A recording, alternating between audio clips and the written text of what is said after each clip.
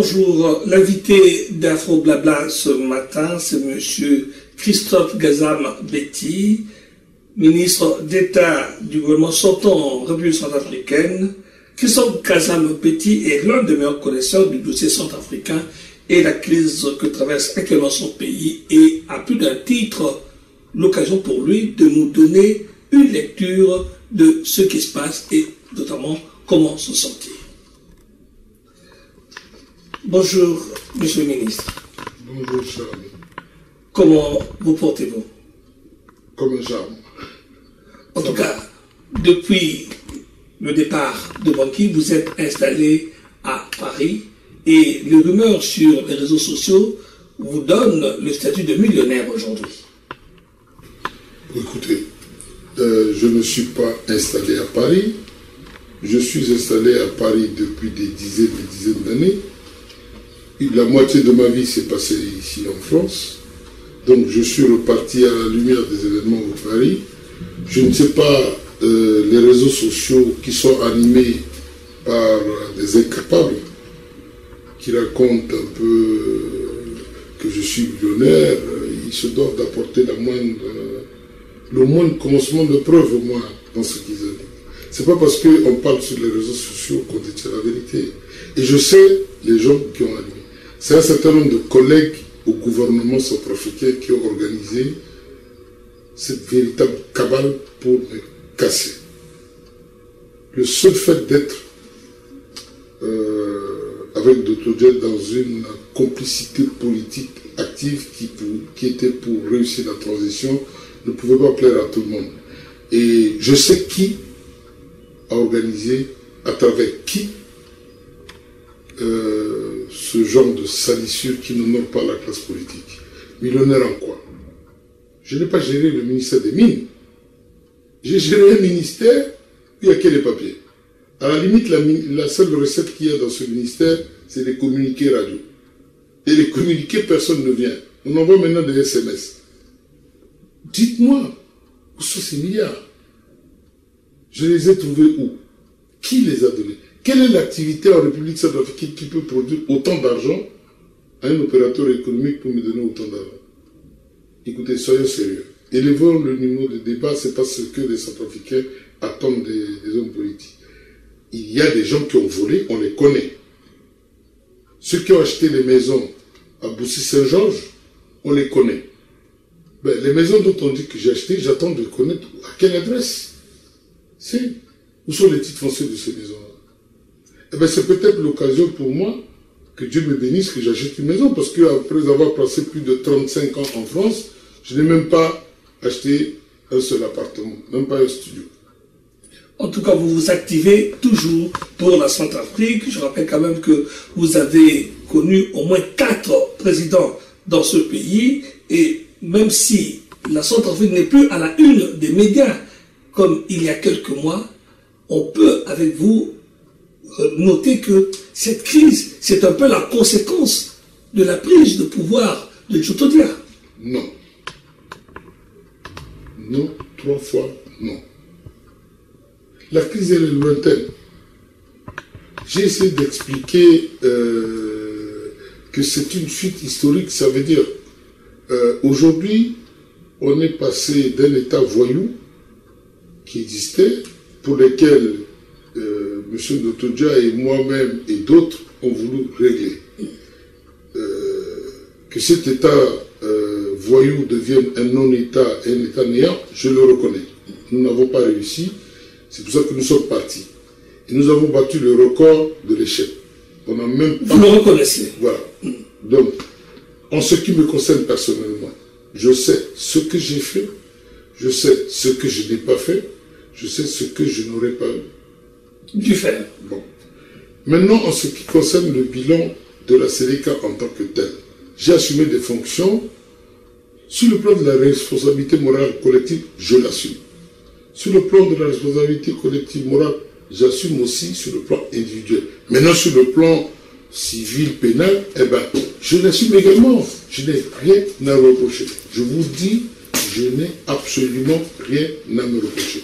J'ai géré un secteur qui consiste à gérer la plateforme diplomatique et politique de la rébellion.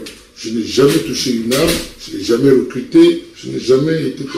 Et vous verrez, si la vérité éclate un jour, puisqu'ils gens racontent trop de choses sur les réseaux sociaux, ce n'est pas ce qu'on raconte sur moi qui me chagrine, c'est surtout la manière avec laquelle c'est fait et le niveau du débat. Le niveau du débat centrafricain est nul là. Et la Centrafrique est malade de son élite. Si c'est une élite qui passe son temps à aller payer des gens pour salir, je ne pense pas que ce soit la solution à la crise centrafricaine. En tout cas, cette élite, elle est là depuis une vingtaine d'années, à côté de vous, comme vous le notez. Pourquoi cette élite politique centrafricaine et civile qui a choisi Mme Samba Panza, en lui reconnaissant un certain nombre de qualités, n'arrive-t-elle pas justement à juguler cette crise? Mme Samba Panza ne peut pas faire de miracle. Mme Samba Panza n'est pas un politique comme nous l'entendons. Et je crois que l'erreur vient du fait qu'on ait demandé à ce que quelqu'un qui serait de la société civile, comme elle, puisse régler les problèmes. Ça veut dire qu'elle se retrouvée dans une situation où elle hérite d'un désordre jamais connu dans le pays. Elle ne sait pas sur qui s'appuyer, elle n'a pas d'armée, elle n'a rien, elle n'a pas une structure. Elle n'a pas de relais, vous voulez dire? Elle n'a pas de relais. Alors, elle est seule et elle se cherche déjà. Donc, le travail revient difficile pour elle.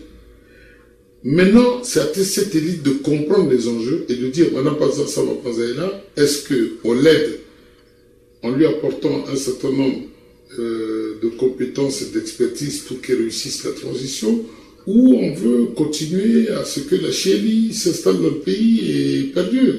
Voilà, il y a ce choix-là.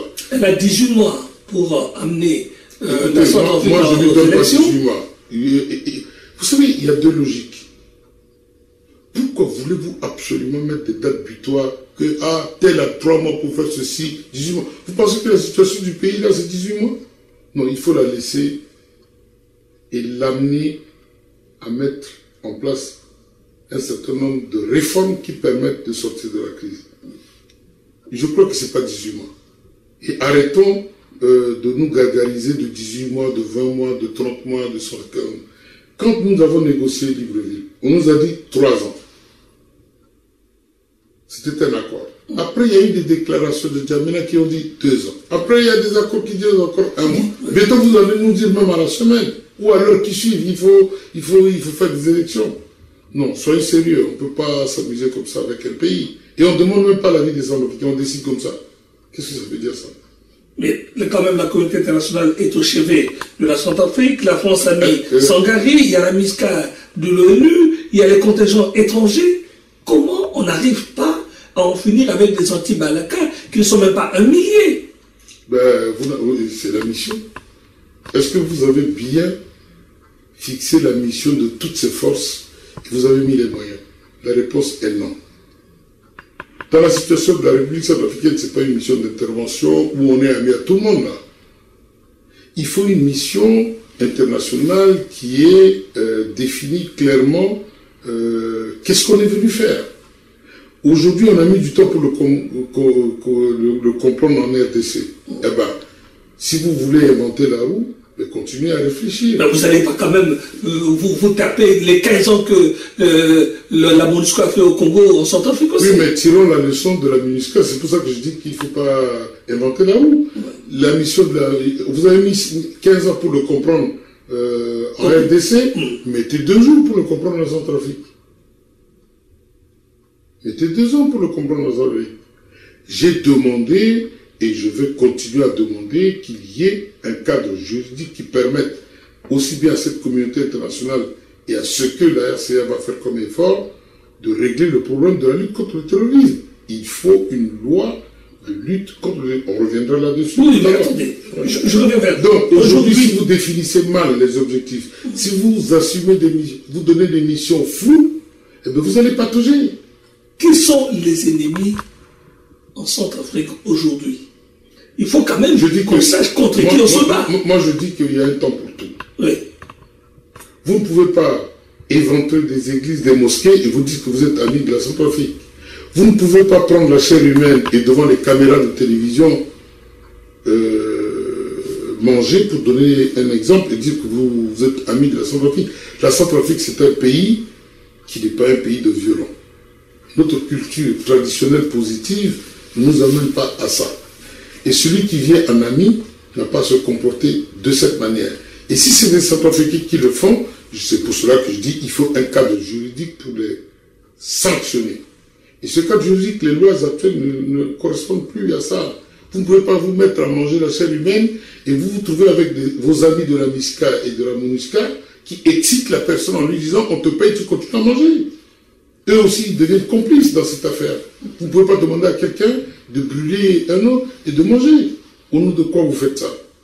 Au nom de quoi vous, qui êtes mission internationale, vous dites ah, vous mangez la chair humaine, je vous donne l'argent, continuez à manger, je filme. On est où? Tout le monde est complice dans cette affaire de dérive. En tout cas, il faut en sortir. Alors, quand il faut en sortir, il faut d'une part avoir les pistes de sortie, mais aussi les acteurs qui vont s'inviter ou s'impliquer dans la sortie de crise. Je vais vous répondre tout de suite. Les premiers acteurs, malheureusement, j'appartiens à une école philosophique qui pense qu'il faut interdire d'interdire, mais à un moment donné, il faut l'exception. Dans la situation de la actuelle, celui qui vient comme hier ou avant-hier dire qu'il est candidat à une élection présidentielle, c'est exclu de lui-même. Ce n'est pas la solution. Les Centrafricains aujourd'hui demandent la vie. Quand vous venez dire que vous êtes candidat à une élection parce que vous êtes le sauveur, vous vous excluez des solutions de sortie de crise de la SR. C'est déjà ça, déjà. En commençant par là. Deuxième catégorie de gens. Il a été clair qu'il n'est plus question de monter des opérations politico-militaires. Mais ceux qui constituent à les monter se sont mis hors la loi. Il faut une loi pour dire qui est hors la loi, qui n'est pas hors la loi. C'est pas clair. Il faut commencer par là. Mais il y a quand même les acteurs voulus débossiser les quotidiens. Je ne suis pas là pour stigmatiser les gens, je vais vous dire. Je connais M. Doutoudja, il n'a jamais demandé l'ordre à qui que ce soit d'aller éventrer une église ou d'aller jeter des grenades sur les gens. Mais je sais qu'il est dépassé. Voilà. C'est tout ce que je peux dire. Je ne peux pas dire plus. Il n'a jamais demandé aux gens d'aller faire des exercices sur les uns et les autres. Mais il est dépassé. Et ça, le débat est trop long. Le débat est trop long parce qu'il faut remonter à comment la Séléka a été constituée, les problèmes de recrutement. Il y avait des gens qui avaient des velléités déjà de ne pas être dans des objectifs précis politiques. C'était des bouts de feu, des ventes en guerre. Eh bien, ceux qui n'étaient pas de sauver se sont laissés dominer et nous sommes... Et je vous donne déjà la lecture de mon éviction du gouvernement, c'était pour ces problèmes-là. Voilà. Mais à un moment donné, je n'ai pas voulu répondre, puisque le pays était dans une situation telle que si moi, je me mettais à parler des problèmes qu'il y avait de fonctionnement qu'on ne partageait plus, j'ajoutais à la crise. J'ajoutais à la crise. Ce n'était pas responsable pour ce que je pense vouloir être un homme d'État. En tout cas, la crise centrafricaine, elle est là. Il y a quelqu'un qui avait réussi par le passé, par sa gestion politique, la crise, c'était Feu Omar Bongo Ondimba, qui avait réussi à calmer quand même les velléités des uns et des autres, et chaque fois que ça n'allait pas, on retournait à Libreville, et on en sortait avec un projet, un programme, comme la dernière fois 3 ans. Mais aujourd'hui, sur quoi peut-on s'appuyer pour aider la Centrafrique régionalement? Commencez par ne pas dire dans 3 ans ou dans 6 mois, dans 2 ans qu'il y ait des élections. Vous allez braquer, vous allez tout fausser. Deuxièmement, il faut aider Mme Samapanza à faire des réformes structurelles en partant par l'adaptation des textes juridiques pour permettre aussi bien à Mme Samapanza et son gouvernement et les institutions à fonctionner de manière rationnelle. Vous savez, les accords de Libreville comportaient également des anomalies. Vous ne pouvez pas dire à l'exécutif d'avoir 2 têtes, une hiérarchie. Et vous ne pouvez pas prendre tous les pouvoirs donnés à un Premier ministre et dire que le président, excusez-moi le terme, n'était qu'un pantin. Mais le président, c'est lui qui a nommé le Premier ministre. Il a de fait son décret fait du Premier ministre son subordonné. Donc, vous n'allez pas demander au président de ne même pas pouvoir décorer quelqu'un si le Premier ministre n'est pas d'accord. Oui, vous avez déjà créé les problèmes en voulant les régler. Donc, si on revient toujours pour rediscuter, ça veut dire qu'on n'a pas réglé les problèmes. Vous me comprenez? Oui. Vous ne pouvez pas dire que vous avez réglé les problèmes et tous les 6 mois, on revient vous voir pour dire qu'il y a des problèmes. Allons au fond des choses. Allons au fond des choses, c'est-à-dire demander aux Centrafricains de s'entendre déjà entre eux. En tout cas, ils cherchent à s'entendre et c'est la manière aussi. Oui, en tout cas, vous avez mis en place une cellule de réflexion, votre temps, pour essayer d'aider ceux qui à l'extérieur ne comprennent pas la situation centrafricaine, mais la dernière sortie du ministre de la Défense française, Jean-Yves Le Drian, était claire. Le gouvernement mis en place doit être revu. Dans cette optique, est-ce que vous seriez prêt à donner ce que de votre part, de votre apport, de votre disponibilité, si on faisait appel à vous? Écoutez, vraiment, si on aime son pays, ce n'est pas au gouvernement forcément qu'on apporte des solutions. Aujourd'hui, à travers mon think tank, j'essaie d'élever le niveau du débat. C'est une catastrophe d'aller lire les contre-vérités, les insultes sur Facebook. Eh bien, j'ai créé un site où on va vous parler de la laïcité, on va vous parler de la République, on va parler des grands principes, on discute de ça. On va parler du pardon. Quel type de pardon il faut donner? On va vous parler de la réconciliation nationale. Ce n'est pas de dire que d'aller insulter les gens sur Facebook qui apportent la solution. Je sais quels sont les gens, même qui sont au gouvernement, qui animent ce genre de débat. Aller insulter telle personnalité, cela ne grandit personne. Aujourd'hui, je pense que la solution réside dans la remise des FACA dans leur rôle d'institution régalienne. Tous les FACA ne sont pas devenus des voyous, à ce que je sache. Il faut procéder à leur donner les moyens de travailler. Et on ne peut pas mettre et les FACA et tout ce que nous avons créé, moi-même et les autres, sur le même pied d'égalité. Je dis non. Si vous ne pouvez pas mettre en cause Mme Samba Panza en disant que rien ne va et lui interdire les moyens de faire sa politique. Au nom de quoi vous interdisez que les gendarmes aient des armes pour sécuriser, pour faire le maintien d'ordre? C'est quand même contradictoire. Je n'ai pas commenté le discours de M. Le Drian, mais je constate seulement qu'il faudrait aussi se rendre à la réalité des choses. On ne peut pas ne pas former la police, ne pas former la gendarmerie et demander à la personne d'aller faire le maintien d'ordre. Avec quoi elle va faire le maintien d'ordre?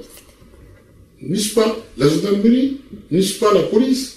Il faut l'aider à avoir une gendarmerie, une police et restructurer l'armée. Et quel statut alors, puisque vous parlez des FACA qui doivent retrouver leur rôle, quel statut alors pour les Séléka, Anti-Balaka et les Séléka, il était entendu quand on était au gouvernement, M. Ndotoja j'ai organisé des réunions où il a parlé. Nous avons une piste qui consiste à dire les FACA, c'est la structure de base, les Séléka doivent se mettre au service des FACA et on avait commencé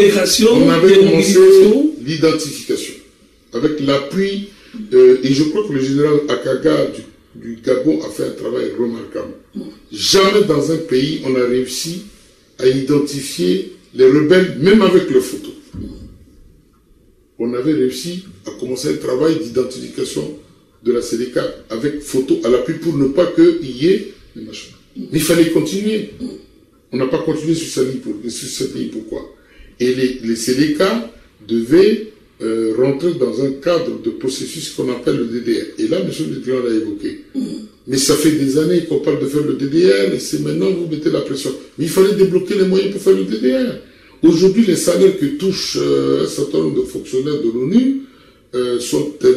Je me demande si ça ne pouvait pas servir aussi à faire le DDR. Des désarmements. Voilà. Ça permet aux Séléka de se retrouver et d'être pris en charge. Vous voyez, aujourd'hui, vous les affamez. Pourquoi? Ils ne sont pas pris en charge. Eh bien, vous les poussez à quoi? À ne prendre les armes. Voilà. À ne même pas rendre les armes et à continuer les exactions. Donc, tout le monde est responsable au moins. Alors, est-ce que vous pensez que si les le Séléka disparaissent, les anti-Balaka vont disparaître? La question n'est pas de disparaître. Il y a ce qu'on appelle une mutation à faire.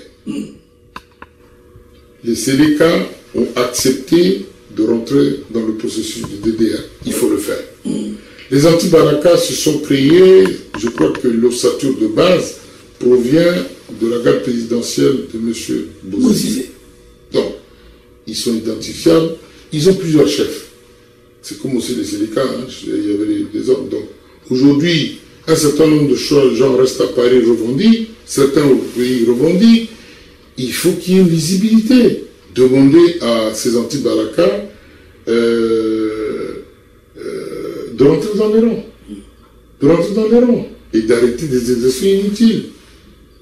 Je vais même vous dire, à quoi ça sert de continuer à détruire les mosquées? Pourquoi? À quoi ça sert d'aller s'en prendre aux populations et tout? Comme c'est que c'est passé à Bambari. Je vais vous dire, si on y prend garde, vous risquez, vous, de faire pire que les Séléka que vous pensez être des criminels. Parce que je ne l'ai pas vu, je vous le dis et je l'assume. Les Séléka n'ont pas bouffé de la chair humaine. Ce qu'on a montré à la télévision, ce n'est pas les Séléka. Ça nous dépasse. Les Séléka ont payé des églises, certes. Il y a eu des enfants soldats, oui. Il y a eu des filles, oui. Mais ils n'ont pas détruit les églises. Ils ont pillé, ils n'ont pas. Aujourd'hui, vous détruisez des édifices religieux. Vous mettez par terre. C'est des lieux sacrés. On n'a pas le droit de détruire ni les églises, ni les mosquées. Est-ce que vous croyez en cette Centrafrique, est-ce que vous donnez quelque chose de réussite à Mme Samba Panza si, comme vous dites, les acteurs politiques jouent le jeu? Je dis seulement que Mme Samba Panza aussi a sa part d'efforts à faire. Et nous qui voulons l'aider, nous avons notre part d'efforts à faire. Et c'est la convergence de ces efforts qui permettra à la RCA d'être crédible vis-à-vis de ce que vous appelez la communauté internationale, qui pourra nous venir en aide sur des points précis que nous estimons être des priorités qui sont les nôtres. C'est à nous de les déterminer et vous nous accompagnez. Vous ne pouvez pas nous imposer des dates des élections, nous imposer ceci, sans demander notre avis non plus. On ne peut pas nous dire de faire des élections au mois de février, alors qu'il n'y a pas de maire à Bimbo, à 60 km, il n'y a pas de maire, il n'y a pas de préfet, il n'y a rien. Vous allez faire des élections avec quoi? Tous les électeurs sont réfugiés en RDC, au Congo, au Cameroun, au Tchad et ailleurs. Qui va voter? Soyez sérieux. Les élections, ce n'est pas la solution. Les élections, c'est un temps fort de la démocratie. Mais il faudrait que les règles de la démocratie soient mises en place. Et ce n'est pas la kyrielle de candidatures qu'on a à 60 ou 100 candidats. Pour quelle élection? On ne connaît même pas la date. Même l'organisme qui est chargé de faire les élections n'a pas les moyens de s'installer dans ce bureau. Et vous écrivez, vous faites des déclarations que vous êtes candidat. Moi, je suis content qu'un certain nombre de candidats qui étaient déjà annoncés bien avant la crise, et aujourd'hui parlent d'un autre débat qui n'est pas de faire campagne, mais qui irait vers les valeurs, qui irait vers un certain nombre de résolutions. Mais ça n'empêche pas à ceux qui qui n'avait pas vocation à faire la politique, a venu faire la politique, a continué, a dit que je suis candidat. Ça veut dire que, excusez-moi le terme, je vais être très dur. Ils ne connaissent pas la politique, ils ne savent pas le faire, c'est des amateurs. Quand on est un responsable politique, on ne vient pas dans la situation actuelle de la Centrafrique dire qu'on est candidat à une élection hypothétique. Comment voulez-vous dans 6 mois faire une élection alors qu'on ne peut pas faire 50 km sans recevoir une balle? Vous avez la garantie d'aller battre campagne? Soyez sérieux. En tout cas, on sera sérieux avec vous, M. Gazam Betty. Merci d'avoir été notre invité.